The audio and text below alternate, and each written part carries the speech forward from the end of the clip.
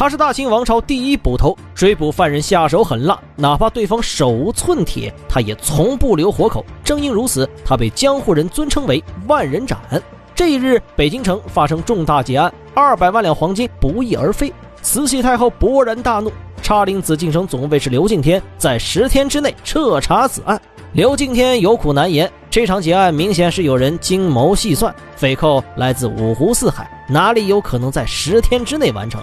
可事已至此，他只能召京都万人斩冷天鹰前来相助。冷天鹰接过任务，他这才得知京都大劫案是劫匪跟紫禁城一位统领合谋完成。现如今，该统领跟众多劫匪在乱战中被杀，只有5名匪寇逃出京城，这意味着藏匿黄金的地点绝对在他们5人脑中。冷天鹰吩咐手下到处细查线索，一个叫花子打扮的男人传来消息，说是隔壁的王妈曾跟他老婆炫耀，说她的丈夫有些金子上有大内金库的印子，而王妈的丈夫则是大发磨坊的于五拐。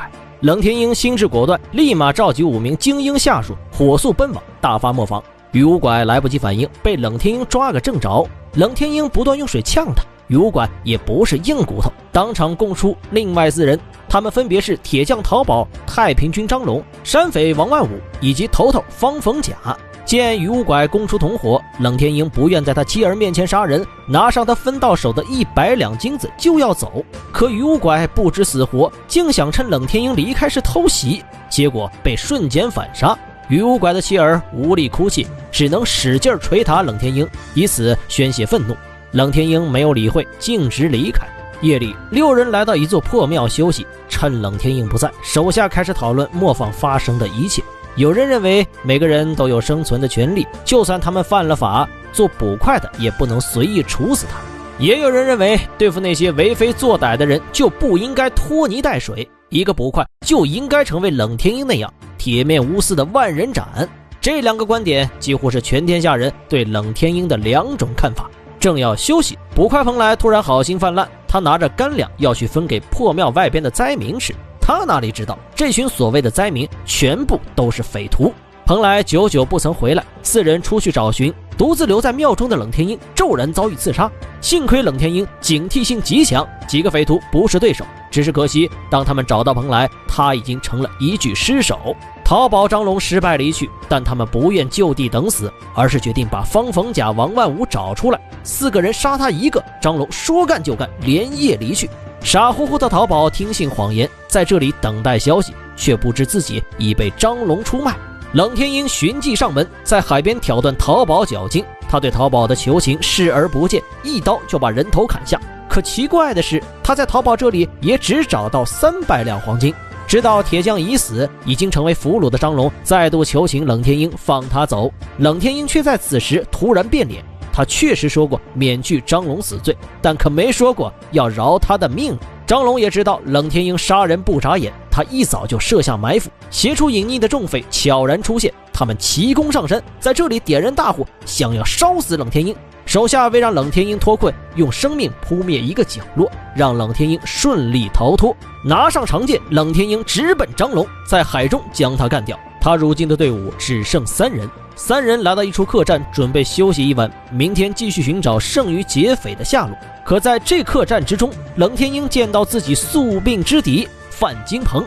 范金鹏武艺高强，是江湖上的头号杀手，与捕快冷天鹰被称为南鹏北鹰。范金鹏快人快语，直接袒露自己是来阻止冷天鹰继续前行的。冷天鹰劝他不要多管闲事，为了不让他空手而归，冷天鹰可以给他一些黄金。范金鹏接过冷天鹰给他的50两金子，兴许是知道2人武艺相等，胜负难分，索性直接离开。冷天鹰暗自松了口气，范金鹏武艺高强，自己并不能稳操胜券，为了接下来的战斗，他不能平白无故浪费体力。但冷天鹰知道范金鹏离开之后绝对会跟雇主会面，他在背后偷偷跟踪，果真发现匪徒王万武。范金鹏此人没有江湖道义，他前脚收了冷天鹰50两黄金，如今又直接干掉雇主王万武，将他的300两黄金收入囊中。范金鹏拿到金子想要离开，冷天鹰适时出现，让范金鹏交出这印有大内金库的300两黄金。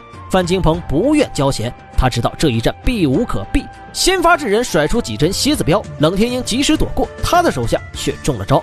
这种镖含有剧毒，冷天鹰赶紧持刀逼近范金鹏，让他交出解药。范金鹏假意缠斗几招，故意认输，把解药放在掌中。冷天鹰心知有计，他伸手接药的同时，全身神经也在紧绷。看到范金鹏袖口射出毒镖，冷天鹰封死全身穴道，顺势一刀将其斩杀。倒在地上的范金鹏满脸不可思议，他万万没想到冷天鹰的刀居然能这么快，但他还是嘴角泛笑，因为他根本没有解药，冷天鹰的手下必死无疑。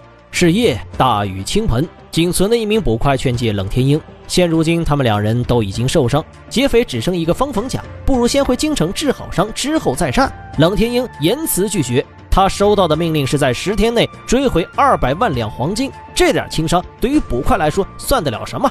次日一早，两人继续向前，路过一处灾民聚集地，冷天鹰好心给灾民喂水，他的无情只建立在对方是犯罪的基础上。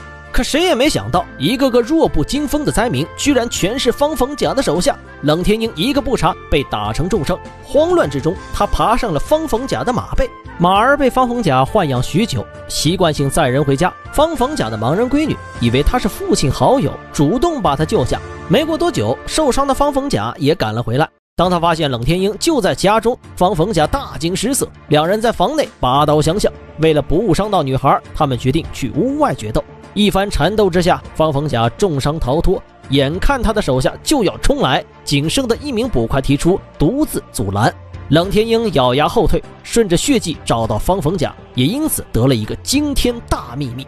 原来紫禁城总尉是刘敬天，贪图钱财，他将大内金库的地图交予外人，由他们里应外合将钱财弄到手。事发之后，他们只需要找一些替死鬼就行了。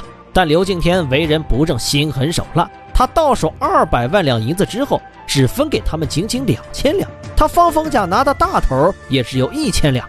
冷天鹰不愿相信自己的顶头上司怎么可能是幕后劫匪，看着方逢甲递出的地图，他的神色已然开始变化。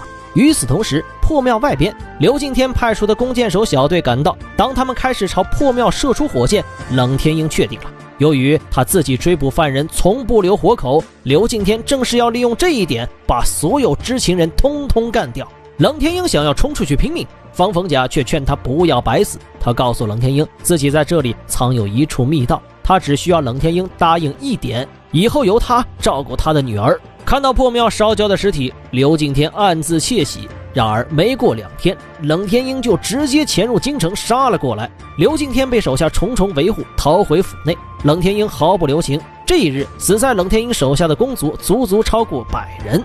他一刀把刘敬天刺死，却不料刘敬天在死前触动机关，头顶的暗箭瞬间射下，冷天鹰的脑袋也被直接贯穿。一代名捕，为国为民，然而寄生于腐朽王朝的他，却难免会成为别人手中的快刀，到头来只能落个悲惨下场。